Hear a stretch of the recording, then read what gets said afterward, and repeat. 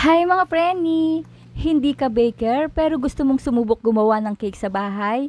Tara, isi-share ko sa inyo ang version ko sa paggawa ng Black Forest cake.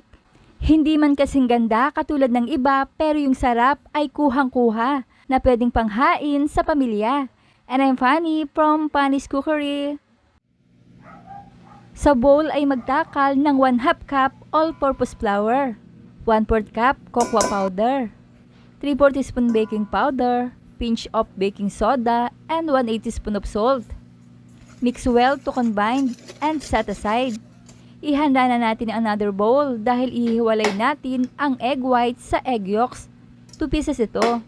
Itabi muna ang egg yolks at ibit natin ang egg whites until foamy. High speed dapat mga preni ha para siguradong nabit natin ang husto. Lagyan ng 1/2 cup powdered sugar or confectioner sugar. Little by little lang ang paglalagay ha. Ayan, saka natin ilagay ang 2 egg yolks and 1/4 teaspoon of vanilla extract. Ibit lang natin ito ng ilang segundo at lagyan ng 1/3 cup vegetable oil. Ibit naman ito for 2 minutes until combined. At isama dito ang dry ingredients. Then i-fold in lightly at huwag pakahahaluin ha. Ganito lang dapat mga preni sa nakikita nyo na ginagawa ko. At para sa kompletong listahan ng mga sangkap ay panoorin ang video hanggang dulo. I-grease naman natin ang baking pan with oil or butter. Then lagyan ng parchment paper. Ibuhos dito ang butter mixture at itap lang natin para maging pantay. At i-bake na natin sa preheated oven 180 degrees Celsius for about 25 minutes. Pwede din namang i-steam ito ha. At gagawa naman tayo ng sugar syrup. 1/3 cup white sugar and 1/3 cup of water. Mix to dissolves. Pakuluan natin sa medium heat. At kapag nagbabubbles na ay hanguin. 25 minutes later ay luto na ang cake natin. Palamigin.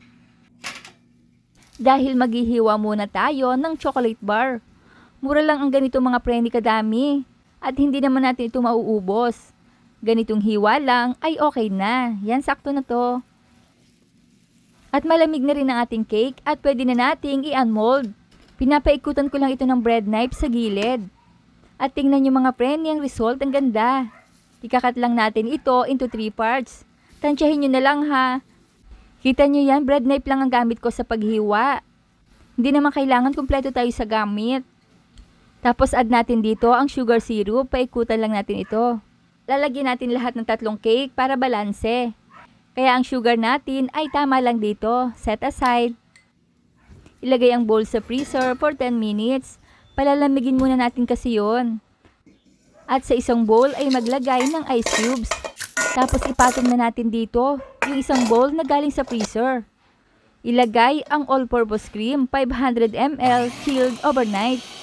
At ibibit natin to. Lagyan ng 1/2 cup powdered sugar, little by little lang para pantay ang paghalo nito sa krema.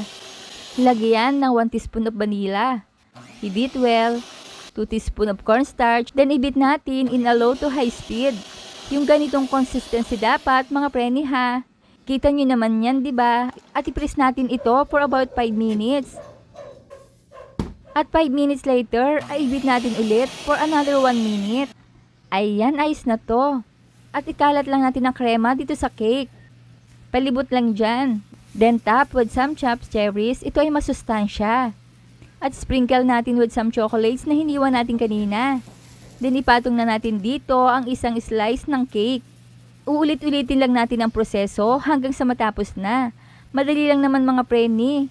Ito yung sinasabi ko na kahit hindi tayo baker ay pwede din tayong gumawa.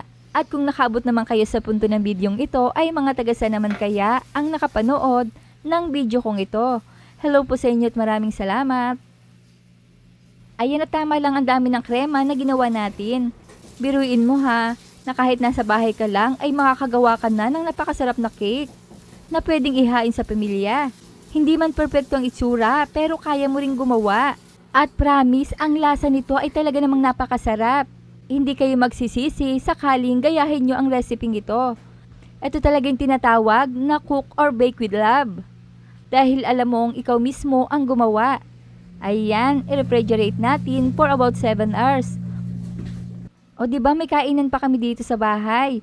Pero yung cake ay DIY lang. Huwag kukurap mga preni. Kung pamilyar kayo sa ganitong itsura ng cake, ay oo, eto na yon.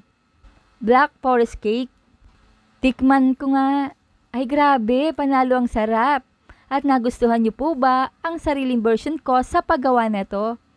Try niyo na. Kaya i-like, i-share at i-follow niyo na ako para updated kayo sa mga reseping ibabahagi ko pa. Huwag kalimutan, cookie love. Thanks for watching. Bye-bye!